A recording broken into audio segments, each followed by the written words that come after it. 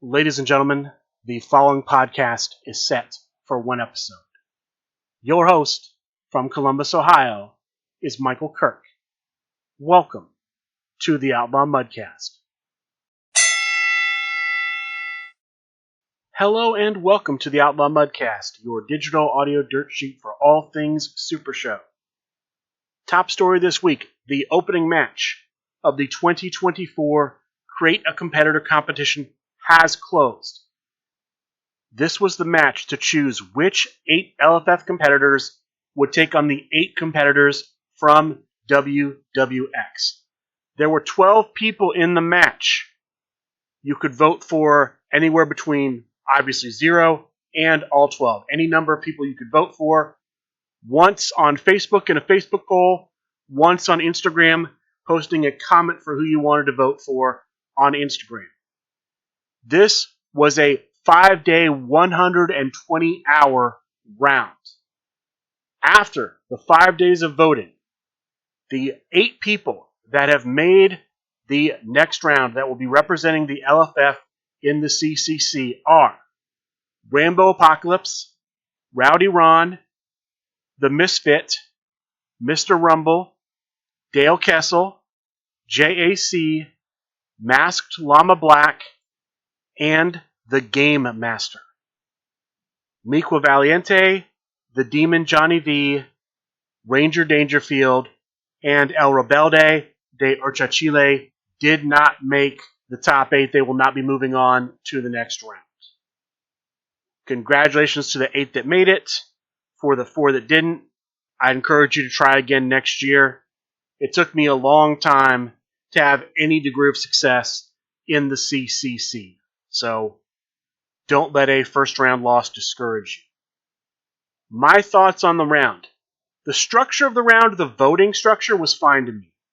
The length, in my opinion, was a problem. I do not think that any match in the CCC should go longer than 48 hours. We've had 72-hour matches in the past. To me, that was too long. This is even worse.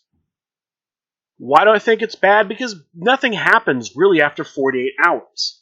I can tell you watching the votes that while some votes did get cast past the first 48 hours, if you look at who was in first place through 12th place as of midnight Sunday, the start of Sunday, and look at the final results, they never changed. The order after 27 hours of voting was the same as the order after 120 hours of voting. Nobody moved up a place or down a place. We didn't have, say, third and fourth switch, for example. No, first was first after 27 hours all the way to 120 hours. Fifth was fifth after 27 hours all the way to 120 hours. Nobody switched spots. So I don't believe the match needed to go that long.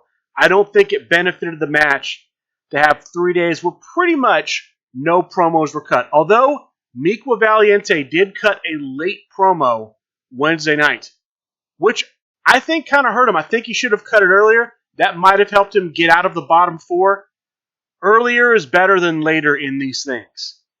Get your name out there, get your momentum out there early. Because like I said, nothing changed as far as who was in what spot after the first 27 hours. That's where we are, though, with the CCC. I know they're looking at scheduling the first singles match. Nothing's been officially announced as far as that goes. I know they're gathering together the 30-second promo videos from everyone. I know they want those sooner rather than later. I've still not heard a firm deadline for when they want those by, but I would suggest anyone in the CCC send those in sooner rather than later. Next story, Grand Gathering for news. Last week I talked about the wager matches. 2 people in the grand battle match could face off in a singles match. The winner guaranteed to be the last person to enter in his pod. The loser has his competitor revealed to everyone in his pod and must be the first entrant in his pod. I did not know when I reported last when the deadline to sign up for this. The deadline passed, I think, the next day after the podcast was released. but it was not around for very long. Here are the people who have agreed to be in the wager matches. The TVA Commissioner, Drew Madsen. Rambo Apocalypse. Simple Chuck. Zach Ashley. The Prizefighter, Simon Davner. Big Jim Bias. The Meeple. The LFF Chiropractor. Yasmin. Jeff McPeak. Eddie Fury. Brime Time. Alec Ventresca. The Italian Bombata. John Polverino. Practicite. Titan. And Split. They're the ones who have signed up to be in these matches. I don't know who their opponents are. I know when these matches will take place. These matches will happen on the following dates. March 24th, March 31st, April 3rd, April 7th, April 10th, April 14th, April 17th, and April 24th. Most of these are Sundays, which means they'll be on Sunday Night Fights. The other dates look like they're on Wednesdays, so probably after Talk of the Universe. But these will likely be on twitch.tv/SRGuniverse. So look for those to start happening next week. It's the 17th as I'm recording this. The first match will happen on the 24th. Not sure who will be in it, but two of these people will face off. They won't know what the singles competitor each one is using is. The winner, guaranteed final spot in the first pod of the Grand Battle match. The loser, guaranteed first spot in the pod, and everyone else in the pod knows what competitor he's using.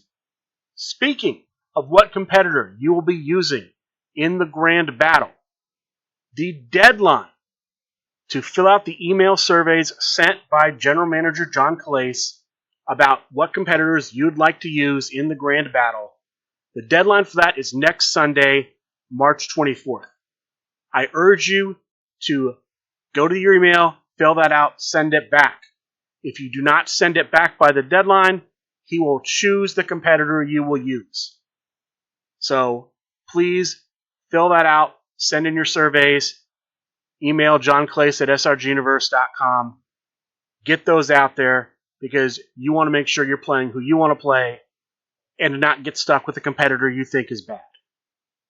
The other bit of Grand Gathering news I have concerns the first event that's been announced, the tag team event. There's going to be a tag team event, but it's not all going to happen at Grand Gathering 4. They're going to have a preliminary set of matches you will play before the Grand Gathering, either in person or online. You choose how you're going to schedule it. Here's how it's going to work. If you want to be in the event, you're going to email John Calais @srguniverse.com. You're going to email him your team. Just one member of the team. You email him your name, your partner's name, the competitors you're going to use, and you give him a name for your tag team. You send that in. I'm not sure what the deadline to submit this is. I'm going to say before March 19th, or by the end of day March 19th, because on March 20th, the list of teams will be posted publicly, and you will be able to start scheduling matches to play to earn points. The top 16 point getters will get into the tournament. They will actually play at Grand Gathering 4. Top 16 will play in a single elimination bracket at Grand Gathering 4, but if you want to make the top 16, you have to score a lot of points. Basically, you have to be in the top 16 point getters. How do you score points? You play matches. Each win earns you 2 points. When you lose a match, you deduct 1 point from your total. You can play as many matches as you want. If, however, your score gets down to -3, you are eliminated from the tournament. So you're going to need to be strategic with how you play your matches and how you track your points. Figure out when you might want to stop playing, when you think you've earned enough points. You actually don't have to play any matches at all. You could say, look, we're going to ride in with 0 points and hope 0 points gets us into the top 16. Hope that so many teams went negative points that a score of 0 is high enough to make it. It's all going to be up to you how you want to do it. You can only play each team once. You can't play the same team multiple times. You have to have your matches played by April 28th. That's the deadline. Once April 28th passes, no more matches can be played. Your score is what it's going to be, and hopefully it's enough to get you into the top 16 so you can play at the Grand Gathering. They would like you to send the results in as they happen to John Calais, I believe, through Facebook Messenger. So don't play like 4 or 5 matches, report them all at once. Report the results one match at a time via Facebook Messenger. Also, the following competitors are booked for this event. The 2 competitors that make up the current LFF Tag Team Champions, the original version of Brian Cage and the original version of Rising Sun, they're booked also. There are 2 current contender tag teams. Their competitors are booked. That's Johnny T, Romeo 3000, Jigsaw, and Everyone's Enemy. Those 6 competitors are booked. Everyone else is legal. T50 list is in play. Each team can only use 1 element, competitor, or entrance card, or other element per tag team. Again, if you want to sign up for this tournament, by the time this show releases, you'll have maybe a day or 2, so get on that as soon as possible if you want to get in on this. As far as other Grand Gathering 4 news is concerned, March 26th, probably before the dojo on twitch.tv/srguniverse, John Calais, the general manager of the Legendary Fighting Federation, will sit down and discuss what is going to happen as far as events and featured matches are concerned for Grand Gathering 4. So look forward to that coming up in just over a week from Tuesday. Speaking of announcements from the general manager, there were a couple that were posted earlier today as I'm recording this. The first, today, as a reminder, is also the deadline for the group stages of the 2024 Super Show Cup. After today, they will determine who the top 32 will be. They'll go through the records, eliminate people due to diversity, and then we'll have a top 32.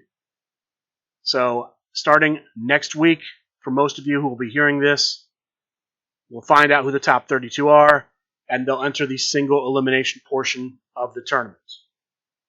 Also, the next number 1 contender for the LFF World Heavyweight Championship is Yasmin.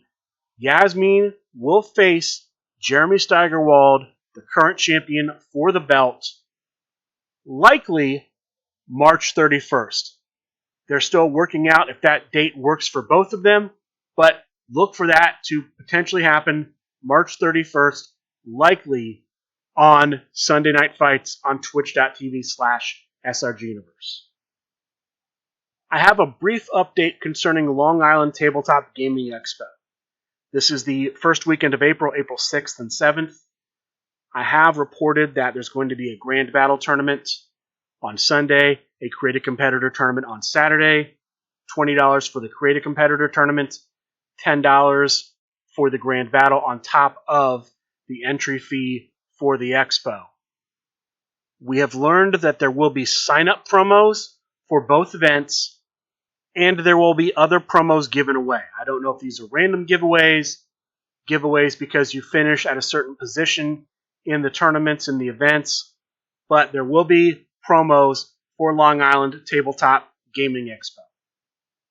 Let's talk about some upcoming championship matches, not for this week, but future weeks.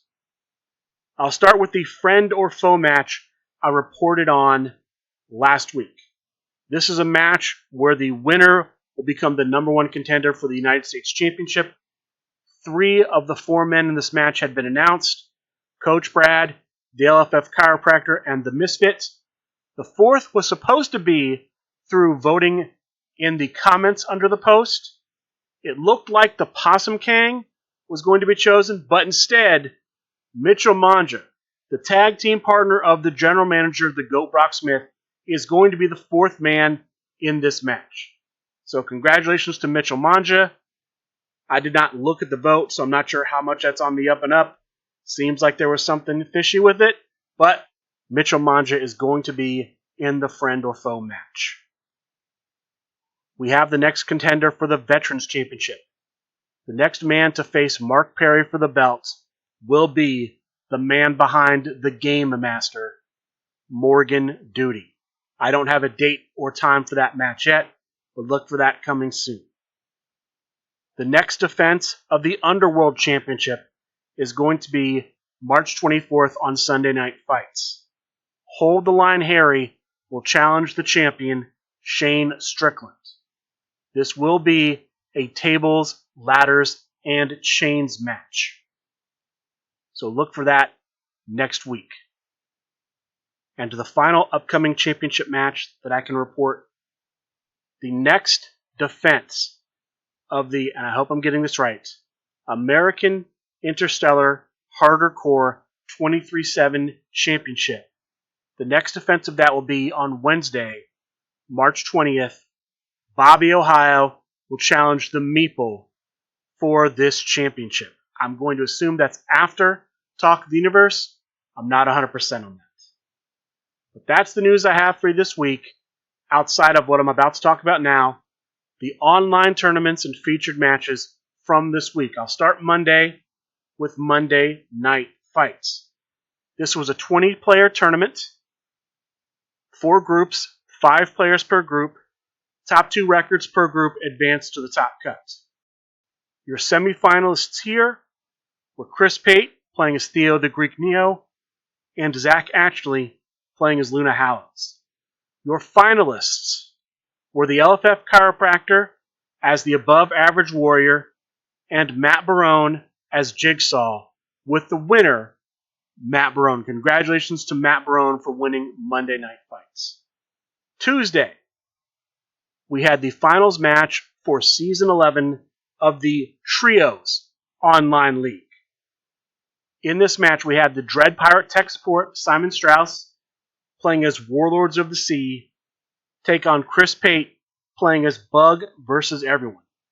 In a match that went around 40 minutes, but didn't go past crowd meter 0, the winner of the online league for Trios, Chris Pate. Congratulations to Chris Pate for winning Season 11 of the Trios League. Thursday, we had Chibi's Thursday Night Fights. Now, per the challenge, it says 16 players, but it looks like there might only have been 14 players. So, from what I can tell, there were only 14. They had 3 groups of 4 players, 1 group of 2. Top 2 records per group advanced to the top cut. I did not see a stipulation listed for the quarterfinals, but they usually run New York rules, so it was likely New York rules. The semifinal round was dark matches. The finals match was a submission match. Your semifinalists were the Italian Bombata, playing as the Witch's Apprentice, and Practicite, playing as the Professor Matt Smith. Your finalists were John Polverino, playing as his creation, Player of the Era, and the LFF Chiropractor, playing as the original High Roller. The winner of this submission match and of Thursday Night Fights, John Polverino. Congratulations to John Polverino for winning Chibi's Thursday Night Fights. Friday, we have an event and a featured match. The event was a pop-up tournament. 16 players in this tournament, 4 groups, 4 players per group. Each player plays the other 3 in the group. Top 2 records advance to the top cut. No stipulation in the finals, no stipulation in the quarterfinals. The semifinal round features dark match stipulation matches. Your semifinalists were Pat Mulligan, playing as D1. I'm not sure which version of D1 that was. He likes to play the original D1. And Mondane, playing as Stung.